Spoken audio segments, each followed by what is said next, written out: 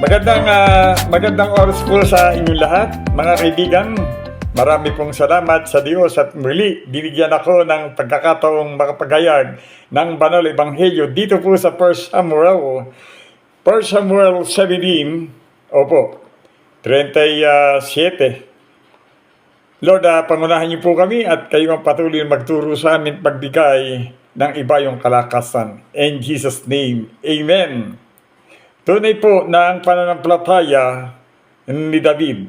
Ito'y mababasa po natin dito sa tinatawag na 1 Samuel 17:37. Idinugtong pa ni David, ang Diyos na nagligtas. Ay po sinabi niya, ang Diyos na nagligtas sa akin sa kuko ng mga leon at ng mga oso ay siya rin magliligtas sa akin sa Pilisteong iyon. Yun po. Kaya't sinabi ng hari ni Saul, sige. Ayan, ibang ganon, mga senaryo nung sinabi ni Saul. Idugtong na nga po natin para lubusan ninyong... Kaya't sinabi ni Saul, kung gayon, labanan mo siya at patnubayan kanawa ni Yahweh. Yan po ang pananampalataya ni David. Si Goliath ay itinuring na isang higante sa paningin ng tao, ngunit si David ay higante sa paningin ng Diyos sa isang higanting pananampalataya. Ang kababaan loob ni David, ang pinagsabihan at pinagbintangan ng sarili niyang kapatid, ngunit hindi niya minasama iyon. Ang mahalaga sa kanya, ang kanyang bayan at ang Diyos. Yun po ay mababasa niyo sa 29, kayo na po magbabasa, ang kanyang pagsasanay. Makikita po yun sa 34-36, mahirap labanan ang kaaway ng higit sa malaki kaysa sa iyo. Marahil, nung unay walang halaga sa ginagawa niyang paglaban ni David sa mga leon at oso.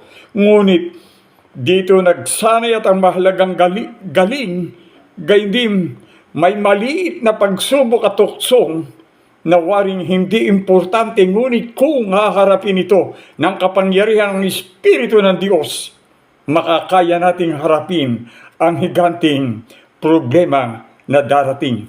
Amen po ba? Papuri po sa Diyos, palakpakan natin ang Diyos. Amen.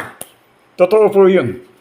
Ang kanyang pananampalataya sa 37, na siya nating binasa hanggang 38, humayo si David upang makipaglaban kay Goliath. Sa pamamagitan ng mga sandatang alam niyang gamitin isang tirador, 5 bato, isang tungkod, at higit dito ay ang kanyang pananampalataya.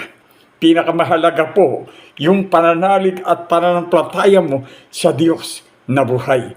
Paano inilagay ni David ang lahat ng kapangyarihan ng Diyos? Itinuring niyang hindi Israel o si Saul ang hinahamon ni Goliath, kundi ang Diyos, at hindi ang lakas ang magpapasya sa kanya mangyayari, kundi ang Panginoon. Sa 45, babasahin niyo yun.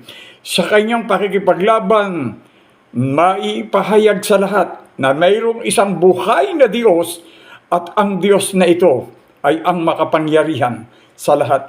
Tunay po sa ating pakikipaglaban, napakarami po nating kalaban, ito po ay higante. Kaya higante rin po ang kalaban natin. Yung problemang dumarating, mas makapangyarihan ng ating Diyos kaysa sa mga higanting problemang dumarating sa atin at kasalukuyang hinaharap ng bawat isa sa atin.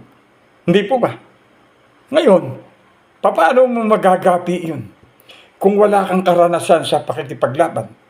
Marami kang karanasan sa pakikipaglaban, kaya iyon ang iyong gagamitin na sandata para ikaw tumibay, tumatag sa pananalig sa Diyos na buhay. Marami po tayong mga experience na iyon ang ginamit ni David sa pakikipaglaban sa leon at oso at sa kanya pong na tinatawag na pagtitraining. Kasalukuyan din po siyang itinitrain. Kung napag-aaralan ninyo ito, itinitrain siya ni Samuel, yung naglangi sa kanya. Opo, Kaya gano'n na lamang minamata siya at minamalit mismo ang kapatid pa mismo niya. Pero naroon po ang kababaan ng kanyang loob. Hindi po siya nagmamataas. Hindi po ba? Pag-aralan niyo mabuti, kaya pinakamaganda po lagi tayong mababa upang tayo itaas ng Diyos. Yun ang nais ng Diyos. Para ikaw ay malayo sa mga tukso at alam mo, layuan mo sila. Oo, huwag ka makiisa. Lalo yung magdadala sa iyo sa kapahamakan. Ano ang magdadala sa iyo sa kapahamakan? Kinang ng ginto. Alam niyo na yung material. Di ba? Lalo ngayon, kampanyahan na. Punta tayo doon. Sigurado, meron tayong love gift. Yan po ang dapat iwasan ng isang mananampalataya kung nais mong daluyan ka ng pagpapala tulad ni David. Ano ang sabi? Si Goliath ay tinuring na isang higante sa paningin ng tao. Ngunit si David ay higante sa paningin ng Diyos. Isang higante ng pananampalataya. Dakilang Diyos, Diyos na buhay. Diyos na makapangyarihan. Diyos ng mga himala. Ang pananampalataya o Diyos ay kailangan ng bawat isa sa amin upang kami o Diyos ay maging kampyon sa iyong banal na paningin. Dakilang Diyos, salamat po sa pagbibigay mo sa amin ng kahalagahan upang ikaw ay aming papurihan, luwalhatiin at pasalamatan. Ang lahat ng papurit parangal ay sa Panginoong Jesus. Maiukol. In Jesus' name, Amen! Hallelujah! Sumayin niyo ang kapayapaan, kagalakan, kasaganaan at ang pagpapala ng Diyos patuloy na malagana. Sumagana sa inyong buhay sa ngalan ng Ama at ng Anak at ng Espiritu Santo. Amen! Amen! Amen! Lumakad kang kasama ang Diyos. Lahat ng parangal at papuri ay sa Diyos po maiukol. In Jesus' name, Amen! Ito ang inyong kaibigan kapatid, si Pastor Fidring De Leon Torres ng Bulacan Christian Ministry, na isang maruming basahan na patuloy na ginagamit ang Diyos para kayong mahamon. In Jesus' name, Amen!